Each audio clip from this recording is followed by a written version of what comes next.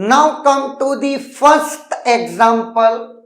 F of a comma b comma c sigma 1 2 3 4 6 minimized in SOP form. Sum of product. Clear? इस पहले example को जितनी detail में हम पढ़ सकते हैं हम ट्राई करते हैं, जिससे से ज्यादा टर्म्स आपके जो पॉइंट्स हैं वो क्लियर हो जाए। तो इस एक लेक्चर को बहुत ही तसल्ली से और बहुत ही ध्यान से सुनना। चूंकि ये 3 वेरिएबल हैं तो 8 सेल्स होंगे। 8 सेल्स तो 2 तरीके से हम लोग 8 सेल्स को बनाते हैं। कुछ लोग इस वे में बनाते हैं तो कुछ लोग इस वे में बनाते हैं। प्रेजेंटेशन डिफरेंट हो सकता है, कोई इशू नहीं है। नाउ जिस तरफ भी 4 सेल्स हैं ऑब्वियस है उस तरफ 2 वेरिएबल होंगे, और जिस तरफ 2 रो मतलब 4 कॉलम हैं तो 2 वेरिएबल, 2 रोज हैं तो 1 वेरिएबल, 4 रोज हैं तो यहां पर 2 वेरिएबल, 2 कॉलम है तो यहां पर 1 वेरिएबल है ना। नाउ अब मेरे पास 2 चॉइस हैं, ए बी ऊपर रखूं और सी में इस तरफ रखूं। क्लियर है?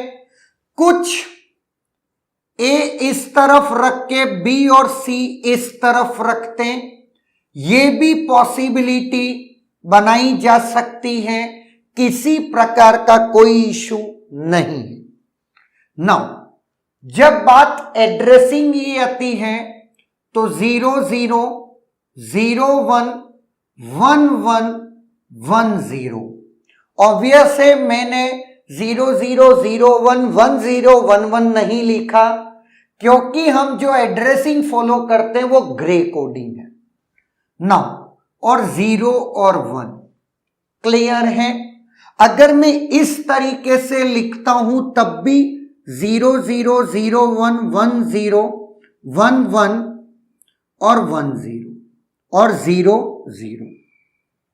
सबसे इंपॉर्टेंट किसी भी वे में आप लिखें, चले इसमें इस तरीके से कर देते हैं 0 0 0 1 1 1 1 0 0 1।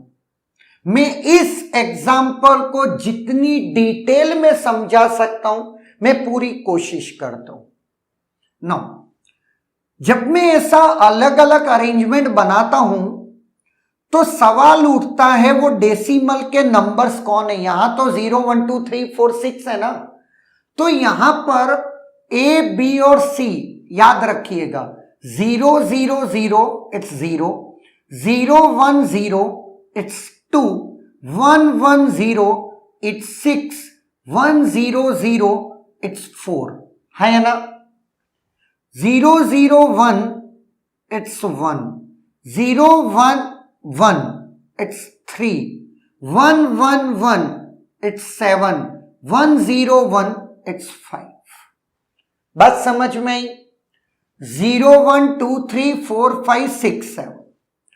कुछ लोग जो इसको फॉलो करते हैं यहां पर देखते हैं ए बी सी, क्योंकि आपका फंक्शन ए बी सी के फॉर्म में A B C, that is 0 0 0 0 0 1 is 1, 0 1 1 is 3, 0 1 0 is 2, 0 0 sorry ये तो 1 है, 1 0 0 इट्स 4, 1 0 1 इट्स 5, 1 1 1 इट्स 7, 1 1 0 इट्स 6। जो लोग इसको फॉलो करते हैं 0 1 2 3 4 5 6 7।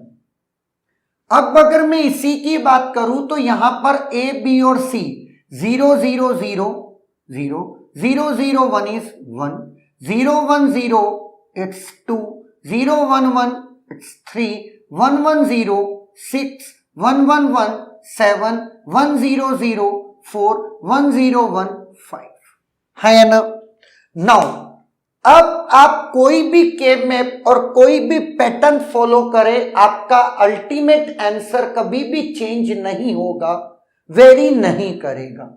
नाउ अब तक अगर आप कोई एक फॉलो करते आ रहे थे तो मैं ये सजेस्ट करूंगा कि आप उसी को फॉलो करें, नया ना सीखें। लेकिन अगर आप कोई भी फॉलो नहीं कर रहे हैं और अभी तक आपको ऐसा कोई स्टिक नहीं है कि नहीं भैया हम तो इसी के साथ चलेंगे, तो फिर आप इस एक पैटर्न को जो मैं फॉलो करता हूं आप कर सकते हैं। नाउ अब मैं इस एक एग्जांपल के साथ, इस डायग्राम के साथ मैं अब फॉलो कर रहा हूं। नाउ चूंकि ये मीन टर्म्स हैं, मीन टर्म्स का मतलब 1, और आपको एसओपी फॉर्म चाहिए तो प्राइम इंप्लीकेंट जो बनाओगे वो 1 का बनाओगे। 1 1 1 1 और 1 1 2 3 4 6 वाली जगह पर आप 1 1 1 1 पुट कर देंगे। बाकी सारी जगह पर यह माना जाएगा कि वो सब कौन है, मैक्स टर्म जीरोस है। नाउ अब आपको एसओपी चाहिए, सम ऑफ प्रोडक्ट। अब वो ध्यान से मेरी बात को देखते जाना। इस 1 को और इस 1 को मैं जोड़ करके एक पेयर बना दूंगा। इस 1 को और इस 1 को जोड़ करके एक और पेयर बना सकता हूं। इस 1 और इस 1 को जोड़ करके एक पेयर बना सकता हूं। इस 1 और इस 1 को जोड़ करके एक पेयर बना सकता हूं। मैंने पेयर से स्टार्टिंग इसलिए करी क्योंकि 4 1 एक साथ क्वाड बना दे, ऐसी पॉसिबिलिटी मुझे नहीं दिख रही थी। बात समझ में आई? इसलिए मैंने पेयर से स्टार्टिंग करी। सबसे इंपॉर्टेंट एक बात ध्यान रखना, इन दोनों को पेयर मत बना देना। क्लियर? कि चलो भैया पेयर तो बन ही रहे, सर इसको क्यों नहीं जोड़ रहे, नहीं जोड़ेंगे। नो, उसके बाद अब आपका केस आता है, क्योंकि जब आप पेयर बना रहे होते हैं तो एक बीट का चेंज आना चाहिए। अगर आप इस जगह से पेयर बना रहे हैं तो सी तो चेंज हो ही रहा है, साथ में आपका बी भी, ए भी चेंज हो रहा है। क्लियर है? नो, एक दूसरी बात जो आपको ध्यान में रखनी है वो ये, इस 1 को, इस मीन टर्म को, इस पर्टिकुलर, अब मैं सबके नामकरण कर देता हूं। Let it is P, it is Q, it is R and it is S. इस मीन टर्म को पी के अलावा कोई दूसरा प्राइम इंप्लीकेंट, इसको हम बोलते हैं P Q R S are prime implicants. इस मीन टर्म को पी के अलावा कोई भी दूसरा प्राइम इंप्लीकेंट कवर नहीं करता, इसलिए कहते हैं कि P एक असेंशियल प्राइम इंप्लीकेंट है because it is exclusively covering this mean term. अब मैं जिस भी 1 के आगे स्टार लगा रहा हूं, इसका यह मतलब नहीं है कि वो 1 क्या है, असेंशियल है। नहीं, उस 1 को जो प्राइम इंप्लीकेंट कवर कर रहा है वो असेंशियल है। नो, उसी तरीके से इस 1 को भी एस के अलावा कोई और कवर नहीं कर रहा है या ना? नो। लेकिन अगर मैं आर एक प्राइम इंप्लीकेंट है जिसके दोनों ही 1 को कोई और कवर करता है, अगर मैं इस 1 की बात करता हूं तो एस कवर कर रहा है, इस 1 की बात करता हूं तो क्यू कवर कर रहा है, तो आर असेंशियल नहीं है। उसी तरीके से क्यू के दोनों ही मीन टर्म्स को कोई और कवर करता है, इस मीन टर्म को पी कवर करता है, इस मीन टर्म को आर कवर करता है। तो ऐसे सच केसेस में अब आता है प्राइम इंप्लीकेंस।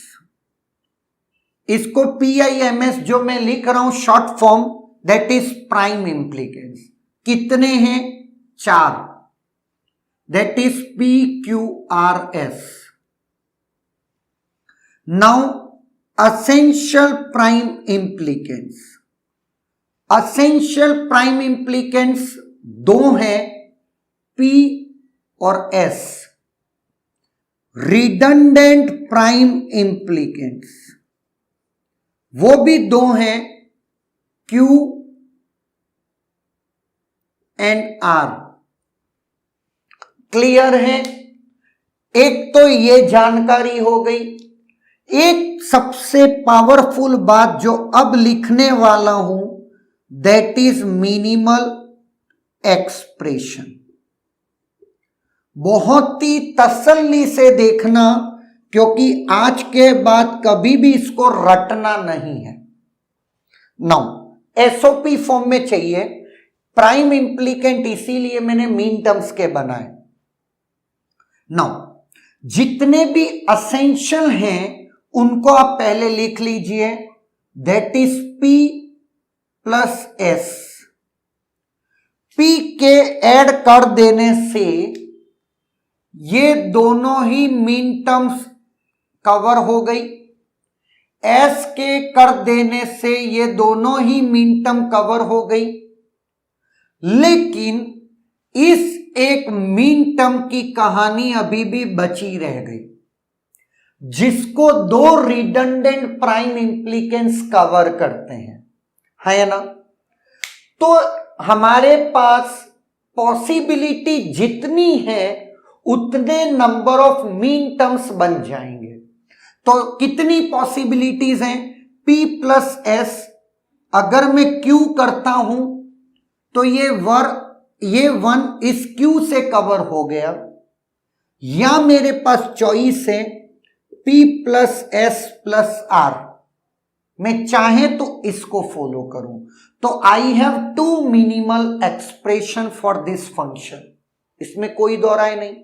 नो, अब सबसे बड़ा जो सवाल खड़ा होता है वो होता है इसकी SOP फॉर्म लिखना।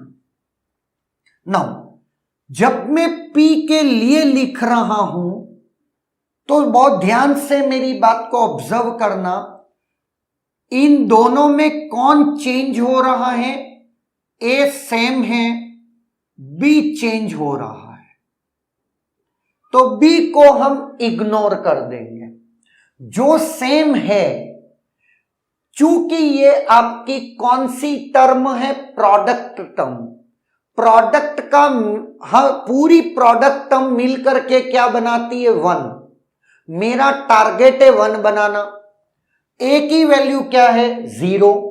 तो A की वैल्यू 0 है, इसके लिए मैं बार लगाऊंगा।